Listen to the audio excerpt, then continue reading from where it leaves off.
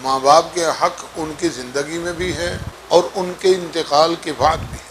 ماں باپ کی زندگی میں تو ان کا حق ہے نا، ان کی اطاعت کرے، ان کو خوش کرے، ان کی خدمت کرے، ان کی جسمانی خدمت بھی کرے، مالی خدمت بھی کرے، وقت بھی ان کو دے، ان کے پاس بیٹھے بھی۔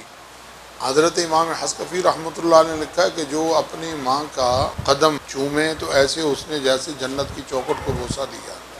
کفایہ میں ہے، حضور نبی کریم صلی اللہ علیہ وسلم سے ایک نے عرض کیا، حضور میں نے منت مانی تھی اگر میرا کام ہو جائے تو میں جنت کی چوکھٹ کو بوسہ دوں گا، تو وہ میرا کام ہو گیا ہے تو اب میں اپنی منت کو کیسے پورا کروں؟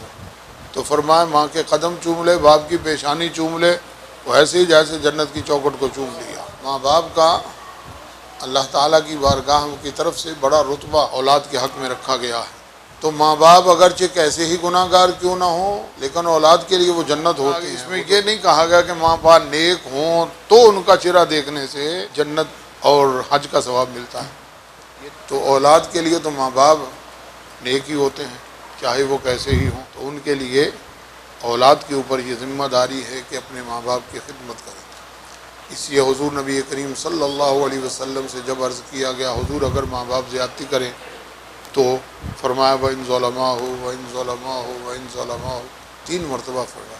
اگرچہ ماں باپ ظلم اور زیادتی کریں پھر بھی اولاد کے اوپر ماں باپ کی خدمت لازم ہے، ان کا ادب اور احترام لازم ہے۔